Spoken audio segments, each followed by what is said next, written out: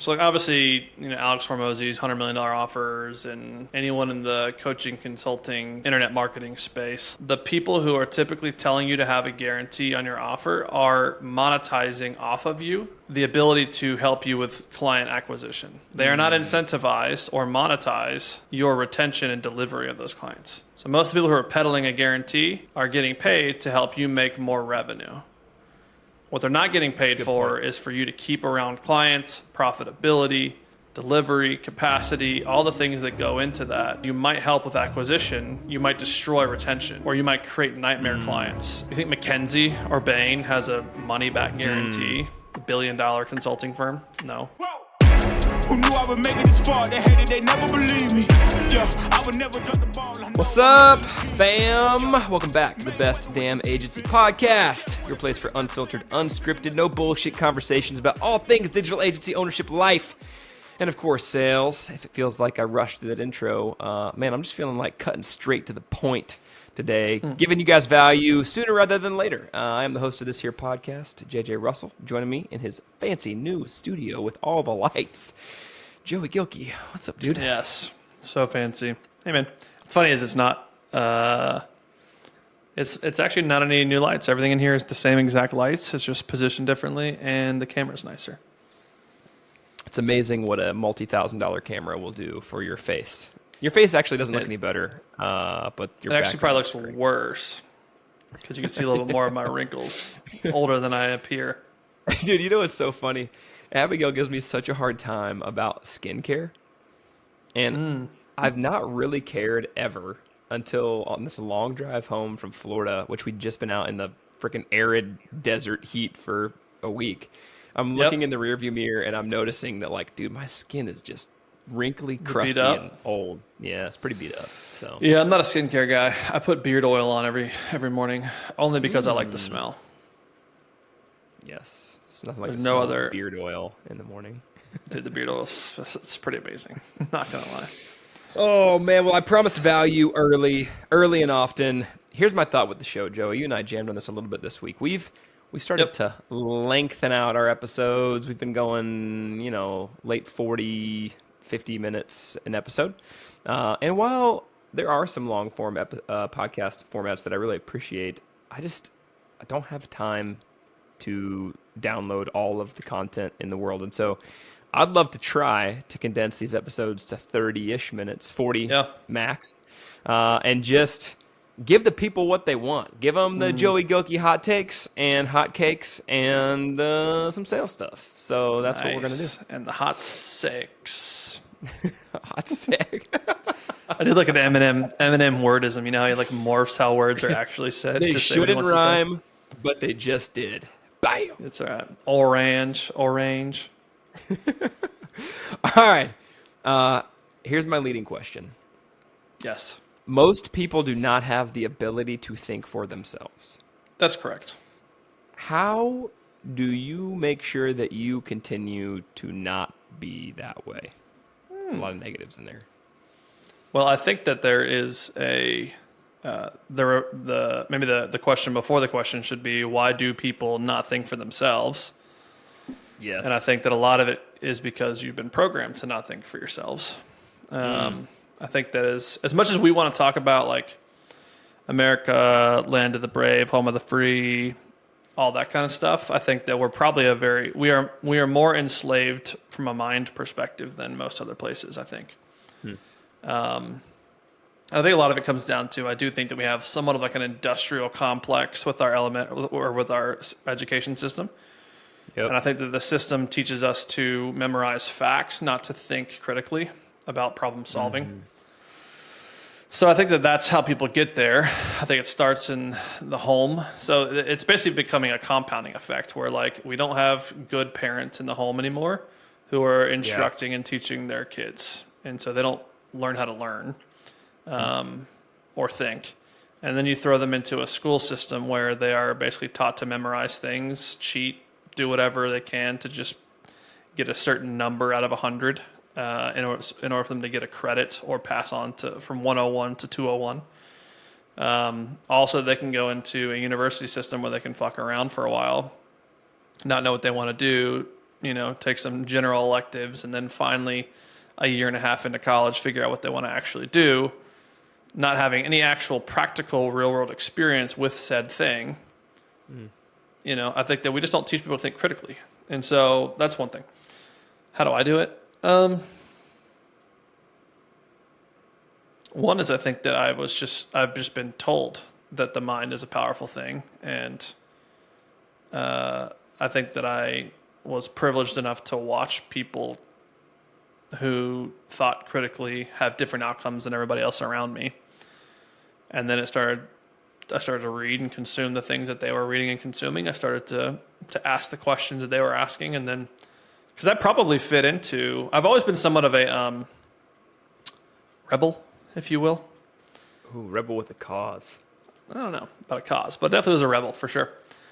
And so I think I've always had this natural inclination to buck the system a little bit, which kind of puts me in the category for someone who might think critically. But I still think that there are certain things that I used to be, indoctrinated by because I didn't use critical thinking. Like I used to be a kind of a woke social justice warrior, but not because of anything on an educational basis, right? Like systemic racism is not a real thing, but I used to think it was. So if anyone wants to argue me on systemic racism, by the way, go read Hillbilly Elegy. Ooh. Challenge thrown down. You are the guy, though. It's a very good book. It's a memoir or whatever. It's whatever that category is. You mentioned recently on our Team Slack channel that you will just sit around on your farm, like late into the evening, and think about stuff. Yep. I think your most recent random rabbit hole of thoughts was about how many bugs exist in the world. By the way, can we talk about that in a second? Yeah, no, we can talk about it right now. I know where you're going with. Talk about it right now. I know where you're going with it, though. But I think I have the fortune or the privilege, if you will, or the earned luxury of living in a very beautiful 70-acre ranch. And unlike most people, I don't go for walks in a neighborhood and, talk to the neighbors or whatever. I just go for walks every single day. My dog needs it, one, because she'll go crazy. But naturally it puts me out there, and then I usually finish that walk at a certain spot every time. And I sit on this hill and I tend to think. Yeah, about bugs. So tell me about these bugs. Come on, let's jump in. Okay. Yes. All right. I don't know what got me on the subject, but I went down the Google rabbit hole, if you will, and I was just curious. I was like, oh man, there's a lot of people on Earth. How many bugs are on Earth? I was like, I know they'll never know, but there's got to be an estimation somewhere. And so I looked it up, and their estimated amount of insects on the Earth is 10 quintillion. So I had to look up how many zeros. Can I put this into 18 zeros? But let me put this into perspective. Let me see. I'm going to pull up the actual message I sent to you guys last night because it was hilarious. When you actually start putting it into like different terms of like, okay, well, what's quintillion? So if you think about a million, let's think about 1 second as the unit metric, right? And so 1 million seconds equals, just for reference, 12 days. Okay. 1 billion seconds. So if 1 million seconds is 12 days, 1 billion seconds would be 32 years. Okay. Right. So put that into dollars, right? Even so, like that's how much more a billionaire makes than a millionaire. Okay. 1 trillion seconds is equivalent to 31,700 years. Dude, that's insane. Okay. Now, 1 quintillion is 32 billion years. So the actual, the way they broke it down, I heard a good stat on this, and I'll be done after this, is that for every person on Earth, there is 1.4 billion insects. Dude, that is crazy. It makes me want to pay my pest control people Think about going to a football stadium. Yep. Football stadium, and there's 100,000 people, and it feels like it's just jam-packed. Like, multiply every person in that stadium by 1.4 billion, and that's how many bugs there are just for that person. That's crazy. Oh man. So basically, the moral of the story is, if you want to stay smart like Joey, Google facts about bugs. Bro, speaking of, can I just tell a funny story? Please. It has to do with kind of bugs, but we're definitely not getting speed to value. Yeah, there's a lot of value right now. You're very small if you think about it that way. Anyways, so dude, I played this. So my brother-in-law, my wife's twin brother, he passed away about 2 years ago, but not before I got a good laugh out of him. Okay. A nice joke that I played on him. And so, you ever signed up for like those texting services where like you can? They used to be popular a couple of years ago, but it was basically like if you text this number, you'll get coupons, or you'll get percent off discounts on tacos or whatever. Well, they also have some where you can like text in a number and you can get like interesting facts about something. Okay. And so, well, you'd have to like opt into it. And so I bought like a burner number and I basically pretended like he opted into a thing called bee facts, like honeybee facts. And every day for 2 months, I just queued up a new bee fact every day. Yeah. The best part is at the bottom, you know how it's like text stop to stop or whatever? I would make up like the funniest phrases. It would be like text have an amazing day and we'll unsubscribe you. That's so he would text it back. He would text it back and I would respond to it like, that entry is invalid. I did it for 2 months. I would do it while I'm in the same room as him. And he would like visually get so frustrated to the point where he was like cussing out this texting service, like, unfucking subscribe me. Anyways, what happened? If you ever want to play a prank on someone, it's hilarious. Did you finally tell him? I did. He was like, he was shocked. It was so great. It's amazing. It's a great story.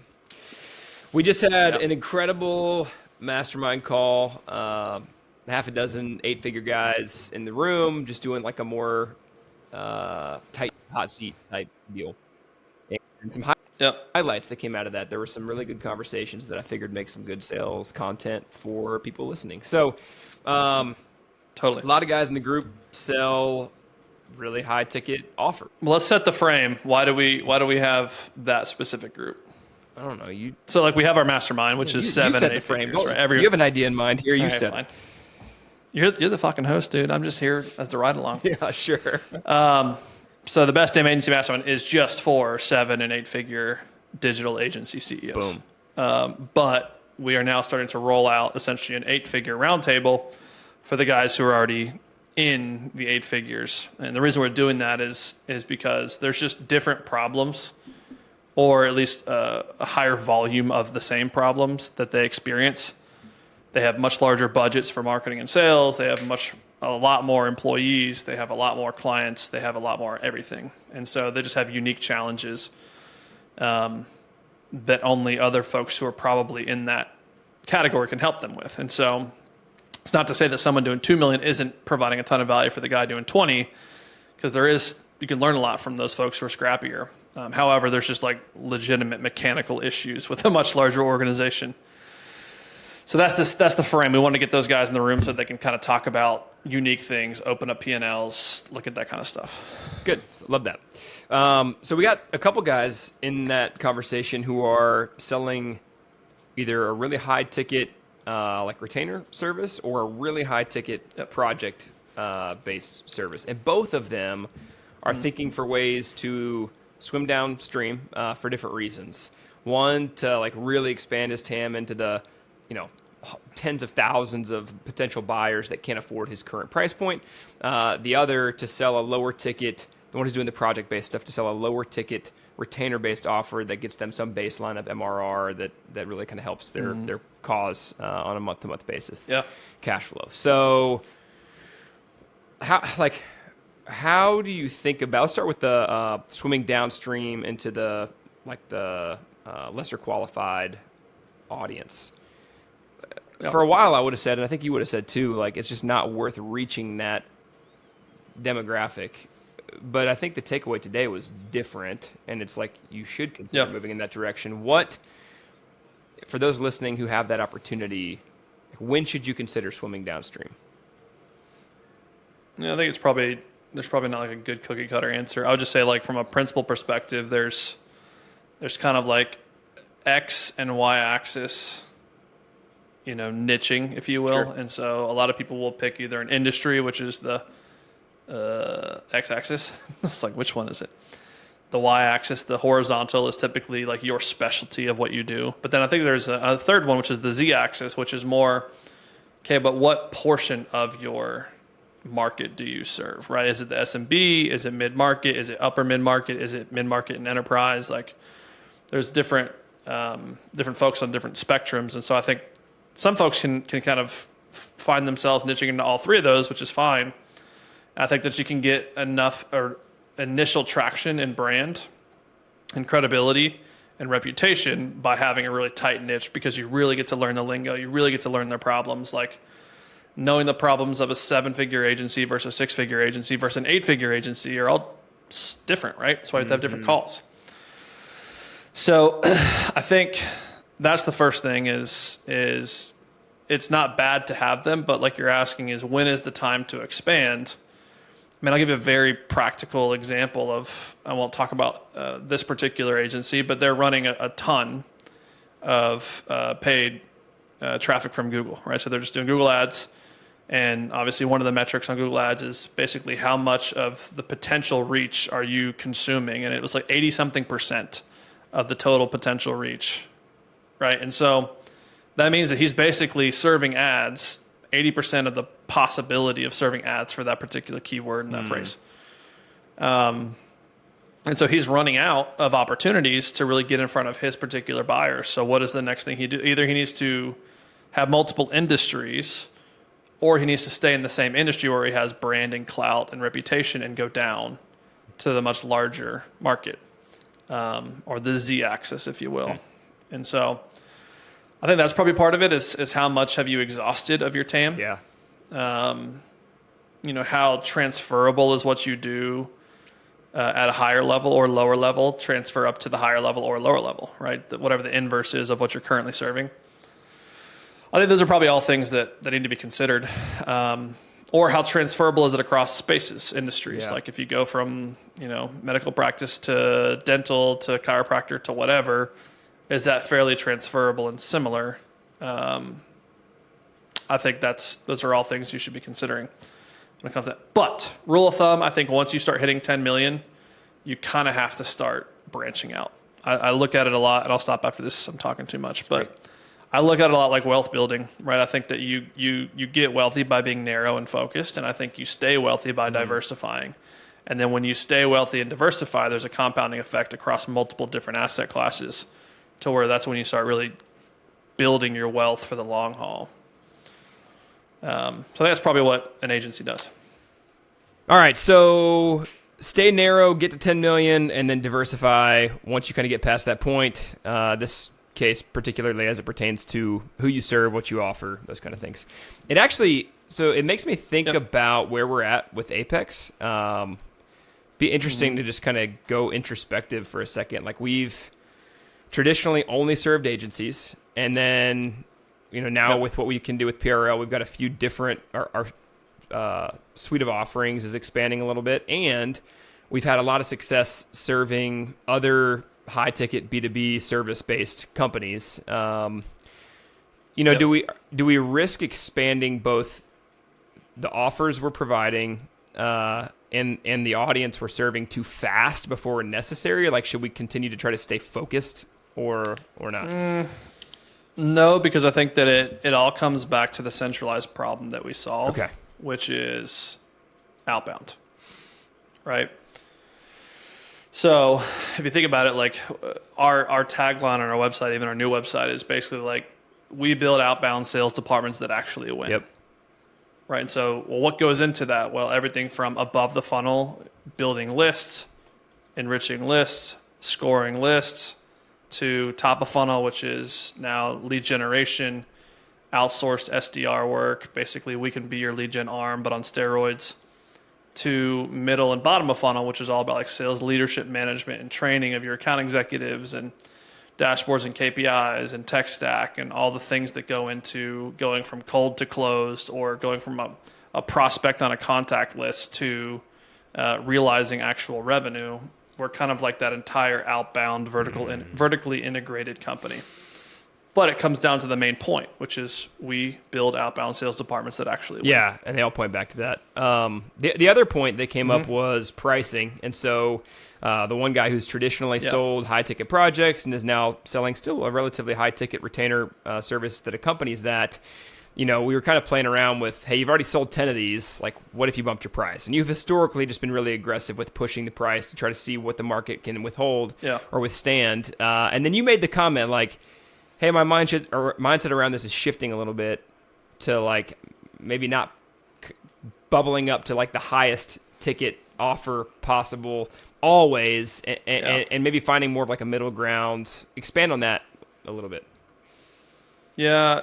So I think I'll give you an example. Outbound R&D is like our marquee keystone first offer that pretty much everyone is going to do before they work with us in most capacities, not all, but most. Well, outbound R&D, we started it out the gate pitching it at $15K, right? And then $15K sold like hotcakes, and so I bumped it to 20 for a very short time, bumped to 25, kept selling it, bumped to 35, had some resistance there, but I closed one at 42. And so I was like, interesting. So there's definitely resistance somewhere between 25 and 35, but there's still some closing at 42. I could just go out there and keep finding the 42s or the 25s. But I know that it's sold like hotcakes at 15. Yeah. It's a no-brainer for the bigger company who would pay 42. They're going to pay 15 for sure. And it's reachable and or doable for folks who maybe could only do the 15 or 20 or 25 and see the value in it from their perspective. And so my whole thought was I'd much rather not try to make this like a profit center, but try to make it like a no-brainer acquisition lead-in, right? Now, it's still profitable at 15, 33, 35, 40%, depending on the client. But basically, the goal was to not try to maximize and have 70 or 80% margins. Instead, let's have 30 to 40% margins on this. And let's just emphasize acquisition. Yeah. And I think it's a good move. No, that's great. You actually, though, you had to test that threshold before you could make that decision. And I think a lot of people don't do that because they're scared. Like they're scared they're going to miss out on the 2, 3, 4, 5 deals. Would you, like, if you could go back and do it again, was it worth it for you to do your own R&D on pricing thresholds for this product or service and kind of play with the? Yeah. Okay.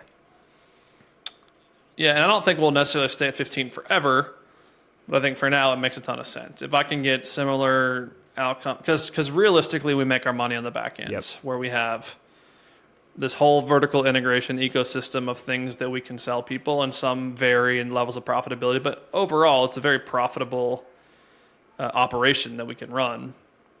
And so my goal is to basically sell a bunch on the front end, convert a majority of, but not all, into some sort of ongoing work on the back end, and then land and expand within those accounts as we see success. No, that's cool. So we talked about kind of mastermind, this meeting, some of the takeaways.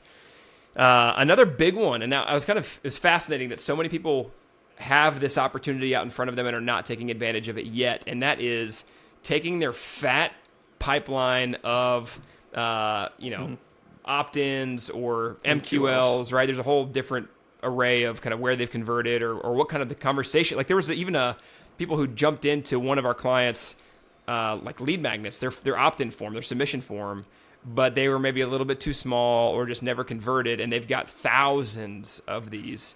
So, I'm sure a lot of our clients have similar situations. What do you do with that? Yeah, I think that what we kind of came to the conclusion on for a lot of them is well, what are you doing with those currently?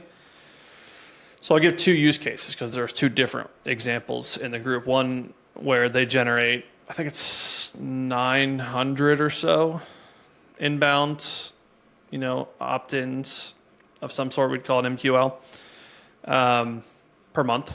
And then another who over the past 2 years has about 6,000 total. So whatever that equals out to over 2 years. And both of which either cherry pick or, well, let's just go case by case. One, they have some like automated nurturing, follow up, et cetera, for their, 900 or so. They get about 150 into an opportunity per month, but it's all through automation. There's not a whole lot of personalization, and there's also no one picking up the phone and calling these group. And so that means that there's about 600 who are probably never going to convert on email. Well, it'd be interesting to pick up the phone and see who of these folks can I get on the phone and therefore work them from a different channel perspective. And so obviously the suggestion was, well, let's run it through Phone Ready Leads. Let's get this group scored. Let's know who does pick up the phone, and let's just have somebody who's dialing on that group.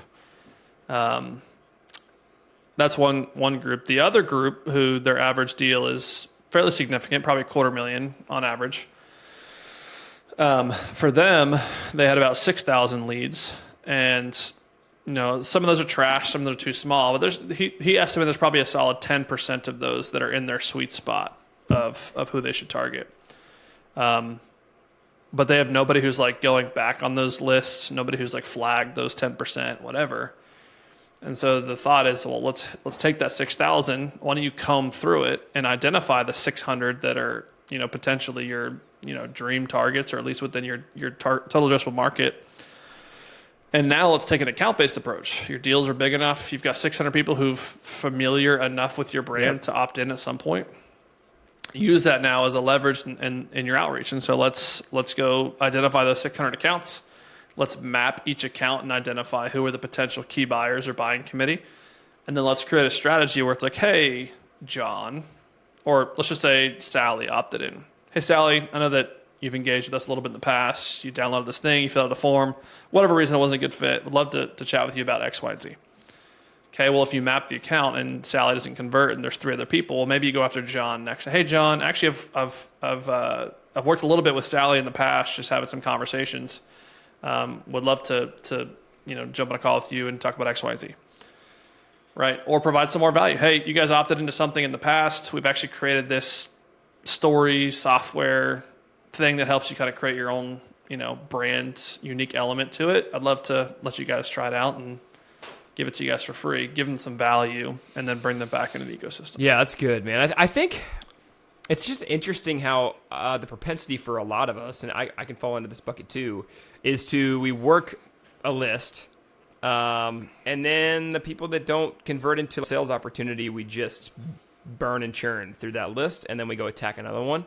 Ryan Reisert, Phone Ready Leads, like he's talked a lot about how, if you know that this is the right group, right? Like, do you know these are the actual accounts that you want to get into? And once you've solidified that this is the correct list, then it's not how do we burn through them and get to the next one. It's how do we kind of continue to go after and get after this list to get those people on the phone. A yes, no, never kind of thing, right? We want to work them all the way to no, basically. Yes.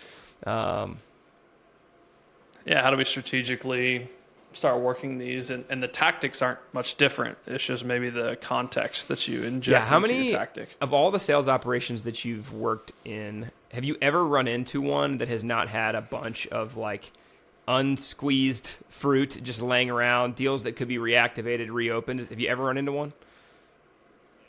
Okay. No. Very, very few. I mean, everyone, one thing that we toyed around doing with clients, when we first start with them is called like an Apex altitude plan, which is more like, hey, how do we find opportunity really fast and find revenue? I talked about this at the last Lake Tahoe retreat with the mastermind. But the general premise is there is revenue everywhere. And some of it's just low-hanging fruit that you never picked. And so one of the tactics is basically to go what's called a Died on the Vine campaign, which is, hey, who has ever been a deal in the company? Let's put those all onto a spreadsheet and let's figure out where they fell off. And then let's basically create a campaign to reactivate and re-engage those folks who are familiar with us. The next is kind of what you're talking about, which is like opt-ins that never got followed up with or didn't get followed up with well or whatever. Creating a campaign there to kind of bring those to life. And there's a couple others, but those are the ones that are more applicable. So if you've never run into a sales operation that doesn't have this laying around, the chances are if you're listening to this, your CRM, your spreadsheet, whatever the hell you've got, there are tons of potential opportunities sitting in there, and you just need to craft a strategy and then actually get after it. So that's good. That's good, man. All right. One of the solutions, right? So the one guy who's getting the 600 or 900 leads a month, he said, here's the delta, right? So I've got 900 opt-ins a month. I've got 200 opportunities that are actually coming from this a month. So I've got 700 potential leads a month that are not really getting followed up with. And he's got like a 4 or 5 person sales team. And so, you know, my initial thought is, hey, all this opportunity, just leverage these salespeople to go after them. Well, one of the other guys in the group is like, no, you need to hire more salespeople to cut down on the potential opportunities that each of them have and create like this feeling of scarcity and competition. Is that something you agree with? And then talk through that a little bit. Yep.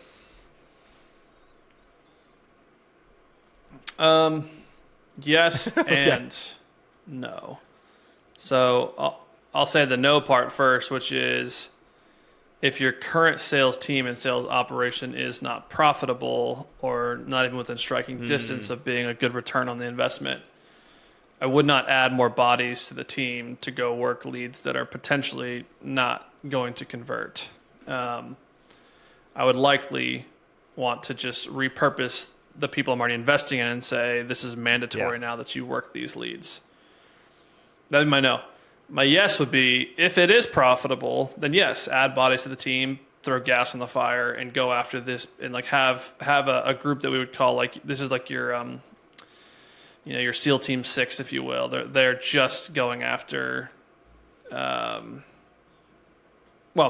two parts. One is the reason he brought it up was because it creates scarcity amongst the other reps, and it makes them hopefully produce as much with less, right? Because they get less leads, they're going to take each lead more seriously. I do agree with it from that perspective, but I don't really want to play that game if we're not profitable. Smart. All right, last thing here, and then I've got a rapid fire section for you. It's going to be really fun. So sweet. Oh, it's going to be the most fun. It's going to be like fun. 5 Quintillion Bugs fun. We had one guy in this call, so back to the mastermind takeaways, talk about how, you know, his coach, and I think it's pretty common amongst coaches, is pushing him to bake a guarantee into his offer. Build an offer with a guarantee. And you had some really solid critique to just even that idea of coaches telling people to sell guarantees, and I'd love to unpack that here. Yes. So like obviously, you know, Alex Hormozy's $100 million offers, and anyone in the coaching, consulting, internet marketing space, like they peddle this, like, put a guarantee on your offer. And there's two parts, there's two elements to my answer. One is the people who are typically telling you to have a guarantee on your offer are monetizing off of you the ability to help you with client acquisition. They are not incentivized or monetize your retention and delivery of those clients. So most of the people who are peddling a guarantee are getting paid to help you make more revenue. What they're not getting paid for is for you to keep around clients, profitability, delivery, capacity, all the things that go into that. And so whereas you might help with acquisition, you might destroy retention, or you might create nightmare clients. And those are things that they're just not monetizing. So why would they bring that up? So yeah, it does help with acquisition for sure, because less skin in the game, etc. The second thought I've had on that is, does Apple have a guarantee on their phone outside of like warranties of like parts falling apart? Sure. Can you just be like, I'm just thinking about, it's just connectivity's not great. I just want to send the phone back. I'm gonna go to Samsung or whatever. Like, not really. I mean, there are some. It's consumer, but you think McKinsey or Bain has a money-back guarantee? $1 billion consulting firm? No.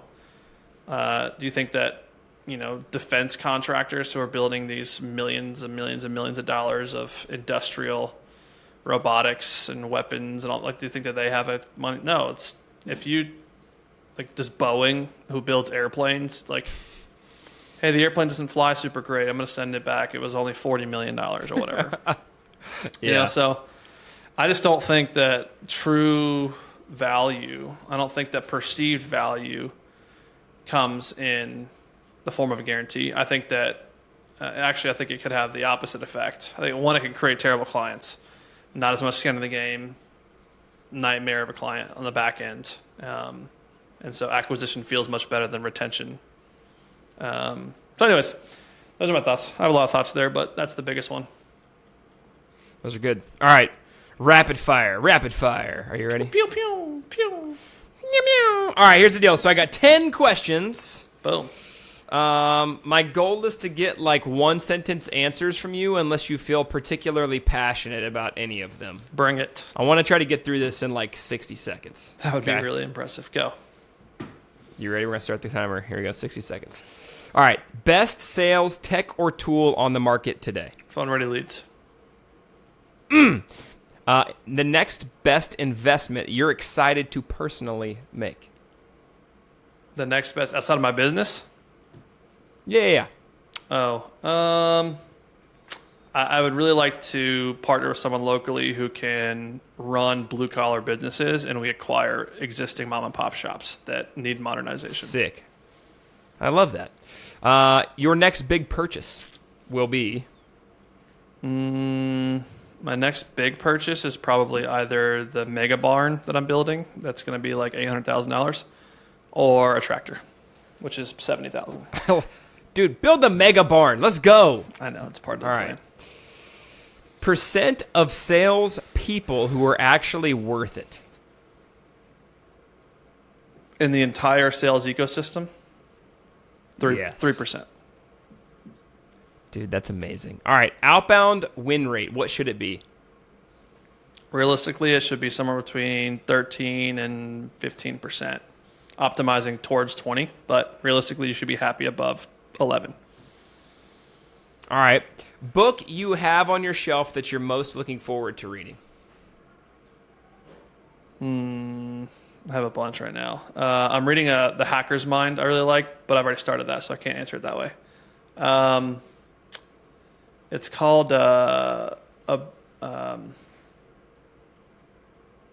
forget the name of it. It's in the other room. I could go get it, but I don't remember. It's something about abundance. It's a Deepak. No, it's a Deepak Chopra, I think, wrote it maybe, and it's called inner abundance or inner wealth or abundant wealth or something like that, where it's all about like finding wealth from within.